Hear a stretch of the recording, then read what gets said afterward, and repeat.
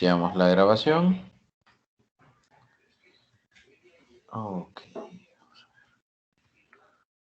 Muy buenas tardes, jóvenes. Entonces, vamos a continuar con la clase del día de hoy. Les informo que la clase está siendo grabada y será pues compartida posteriormente en mi canal de YouTube.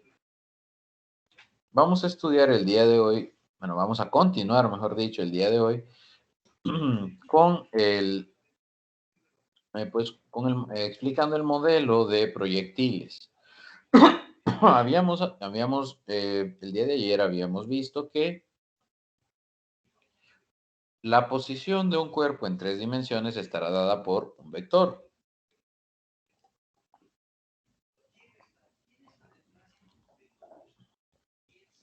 Un vector, entonces, que da la posición en X, Y y Z. Si la posición estaba dada entonces por un vector, el desplazamiento estaba dado por una diferencia de vectores. Y entonces, dado que ya tengo yo definido el desplazamiento como esta diferencia de vectores, yo podía encontrar tanto la velocidad como la aceleración, pues mediante las derivadas del vector de posición, o en este caso del vector desplazamiento. Y dijimos que lo nuevo era derivar cómo se derivaba un vector. Bueno, para derivar un vector, usted deriva cada una de las componentes. Donde, por ejemplo, el vector velocidad sería la derivada del vector desplazamiento de la componente x del vector desplazamiento con respecto al tiempo. La componente y sería la derivada de la componente y del desplazamiento con respecto al tiempo.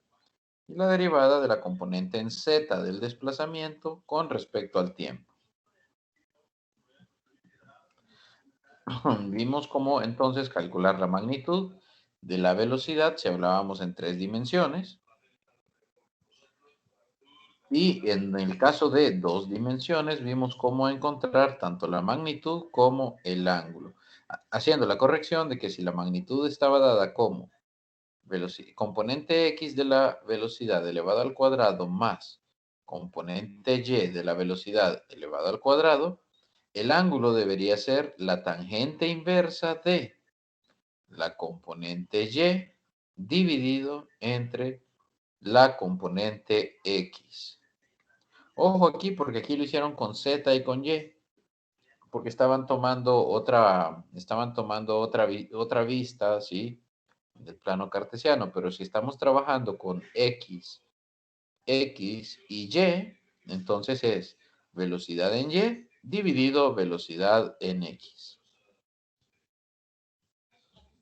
De nuevo, el vector aceleración se obtenía del cambio en el vector velocidad o pues de la derivada del vector velocidad con respecto al tiempo.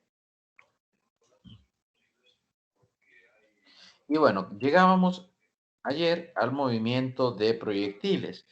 El movimiento de proyectiles sigue una trayectoria parabólica, que es esta que están viendo en pantalla. La parábola es cóncava hacia abajo. Y la aceleración del objeto en toda la trayectoria es la aceleración gravitacional, es decir, 9.8 metros sobre segundo cuadrado.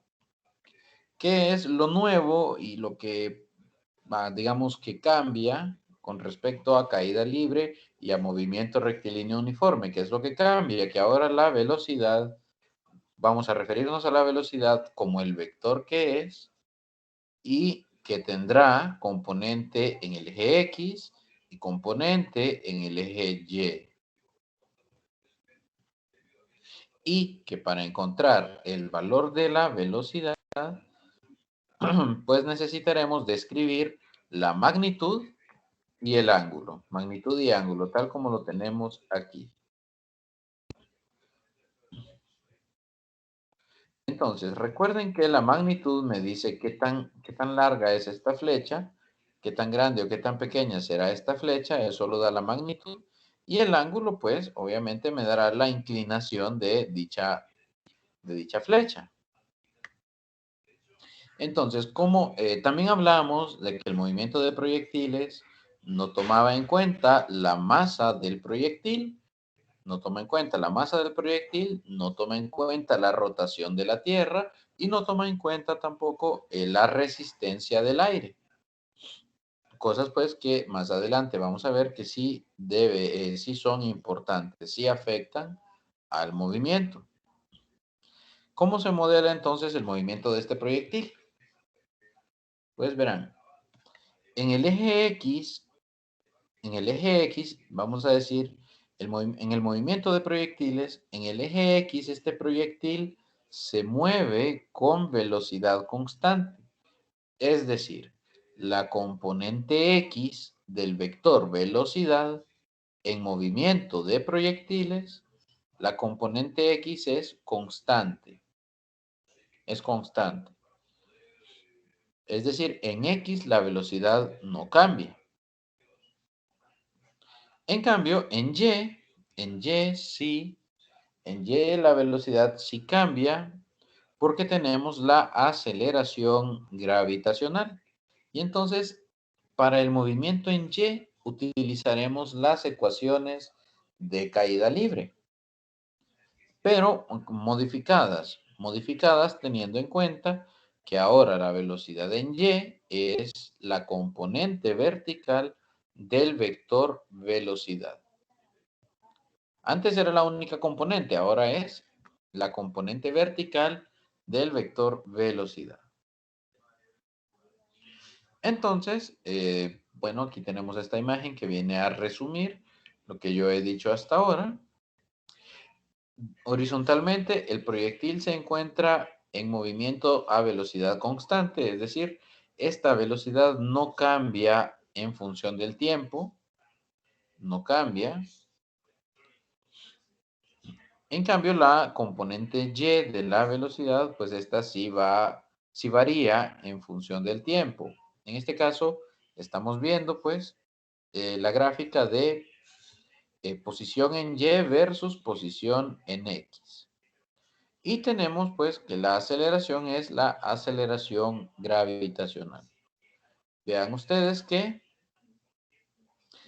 el vector velocidad pues inicialmente es positivo, pero cuando se alcanza la altura máxima, ojo aquí, y esto es importante, en caída libre, cuando se alcanzaba la altura máxima, la velocidad era cero. Ahora, cuando alcanzamos la altura máxima en el movimiento de proyectiles, la velocidad en Y es cero, más la velocidad en X sigue siendo el mismo valor que tenía al inicio, porque esa no varía. Entonces, la componente Y del vector velocidad es cero, pero la componente X será la misma que tenía al inicio. Vean que a partir de la altura máxima, la dirección de la componente Y para la velocidad cambia de signo. Ahora apunta hacia abajo. Entonces la componente Y de la velocidad será negativa en esta segunda mitad del recorrido. Ah, eso sí, digamos, si analizo dos puntos a la misma altura en esta parábola, digamos, en este caso el proyectil va de subida y en este otro caso el proyectil va de bajada, pero si los analizo a la misma altura, la velocidad 1y, que es esta de acá, y la velocidad 3y tienen la misma magnitud. Ojo, en este mismo punto, la velocidad 3y con la velocidad 1y tienen la misma magnitud, más no el mismo signo. Más no el mismo signo. Lo mismo ocurría en caída libre. Si usted lanza una pelota al aire y usted no atrapa esa pelota, sino que usted deja caer esa pelota, cuando la pelota pasa de nuevo a la altura de la mano, de donde usted lanzó, de donde fue lanzada, la magnitud de la velocidad es igual a la velocidad inicial que usted le dio, pero ahora la dirección es opuesta, el signo es diferente, pero la magnitud de la velocidad será la misma. Ok. Bien, entonces dijimos que en X la aceleración es cero porque la velocidad siempre es constante. De manera que la velocidad pues siempre será la misma a lo largo de todo el recorrido. Esto nos deja que la posición del proyectil estará dado por la velocidad inicial en X por el tiempo. Eso con respecto a la posición en X. La velocidad en Y, ok, para la velocidad en Y, aquí la aceleración, esta ecuación es la ecuación de caída libre. Bueno, esta es la misma ecuación de caída libre. De manera que la componente Y de la velocidad no cambia de caída libre a proyectiles, no cambia en nada. Solo que, ojo, como estamos hablando de la velocidad inicial en Y, más adelante, aquí adelante, vamos a ver que la velocidad inicial en Y es la magnitud del vector velocidad multiplicada por el seno del ángulo de salida. Ya lo vamos a ver. Entonces, la velocidad en Y, para un instante de tiempo dado, será la velocidad inicial en Y menos gravedad por tiempo. Y la posición que, a diferencia de caída libre, aquí hemos omitido la posición inicial. Aquí hemos omitido la posición inicial, estamos asumiendo que siempre será cero. Y entonces estamos dejando que la posición en Y será dada por la velocidad inicial en Y por el tiempo menos un medio de la gravedad por el tiempo al cuadrado. Note que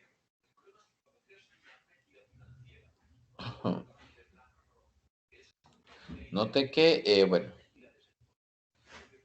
de nuevo la velocidad inicial en Y lleva ese seno del ángulo de salida por ahí va implícito, ¿sí? Entonces, estas son las tres ecuaciones que usted necesita conocer para trabajar los problemas de proyectiles. Ok, digamos, para T1, asumiendo que el tiempo inicial es igual a 0 y T1 representa el tiempo en el punto más alto, ok, estamos analizando el proyectil en su altura máxima. En la altura máxima recuerden que la velocidad en Y es igual a 0 y únicamente nos queda la velocidad inicial en Y menos la gravedad por este tiempo que hemos llamado T1. Bien, noten que aquí yo hablaba de velocidad inicial en Y. Y aquí estoy hablando del vector, de la magnitud del vector velocidad como tal. Ya no lleva la Y porque estoy hablando de la magnitud del vector velocidad. Pero como ya no lleva la letra Y, para referirme de que todo esto de aquí es la componente Y de la velocidad, es que lleva el seno del ángulo de salida.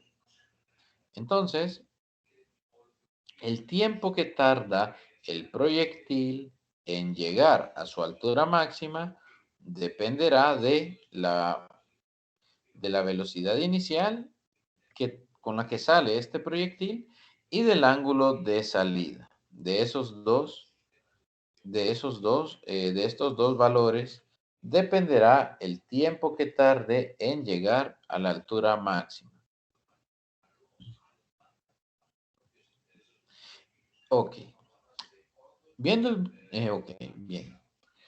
Con todo lo que yo les he mencionado, pues se puede concluir que El tiempo que tarda en subir el proyectil a la altura máxima es el tiempo que tardará en regresar a la altura de donde partió.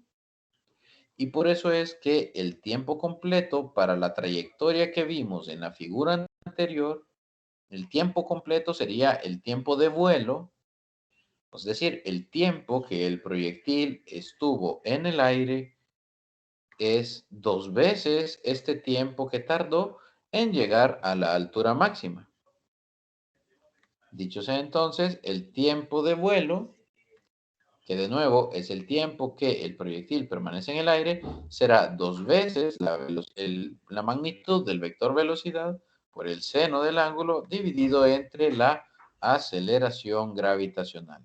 Aquí G es igual a 9.8, porque el menos ya fue incluido en la ecuación. Vea usted, el negativo ya fue incluido en la ecuación. Oh. Bien, este es el tiempo que tarda en llegar a la altura máxima y el tiempo que permanecerá en el aire este proyectil.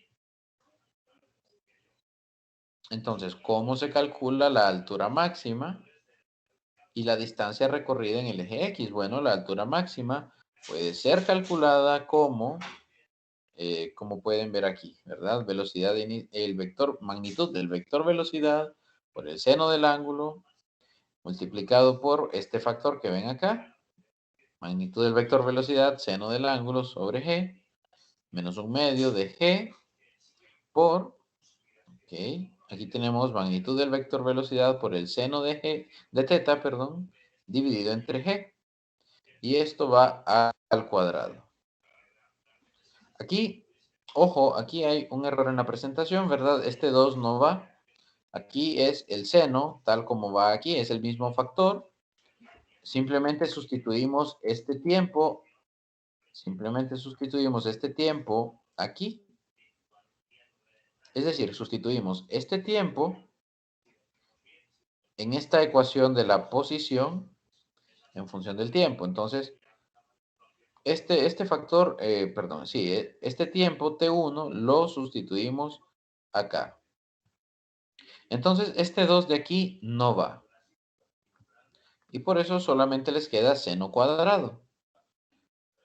Bien, entonces la altura máxima estará dada de esta forma. De manera que, si ustedes analizan, la altura máxima que puede alcanzar este proyectil dependerá únicamente de la velocidad inicial de dicho proyectil y el ángulo de salida.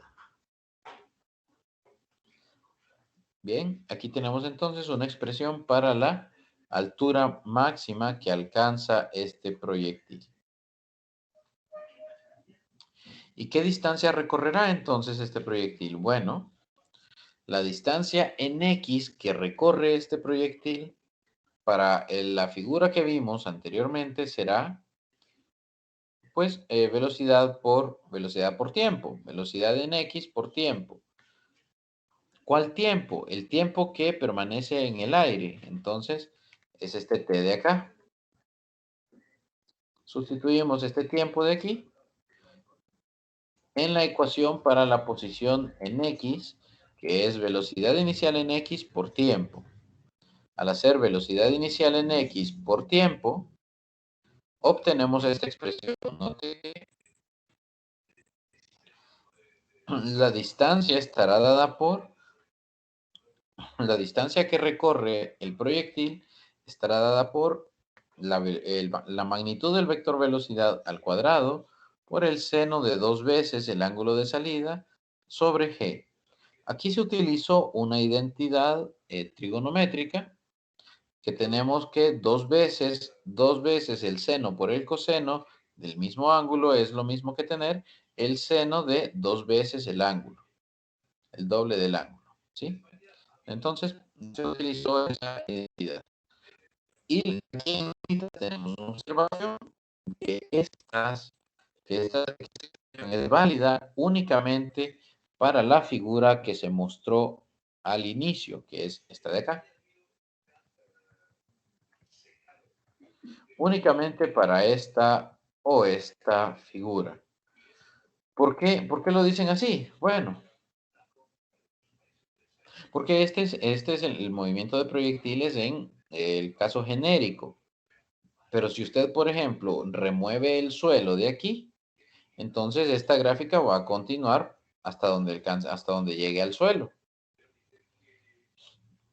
O por ejemplo, si usted no lanza como que usted no lanza el proyectil desde el nivel del suelo, sino que lo lanza desde una cierta altura, pues ya uno no puede ver toda la parábola. Solo va a ver, digamos, de la mitad para abajo o desde 3/4 hacia adelante.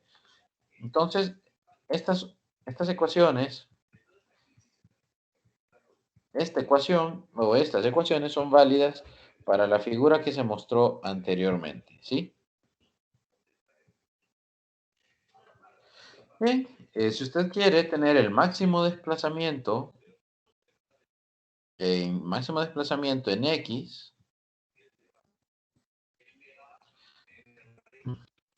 bueno, aquí se hizo maximizando la función, maximizando la distancia.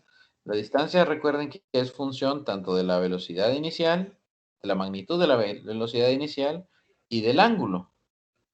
Entonces, si usted desea maximizar la distancia que recorre, si usted desea maximizar la distancia que recorre el, usted desea maximizar la distancia que recorre el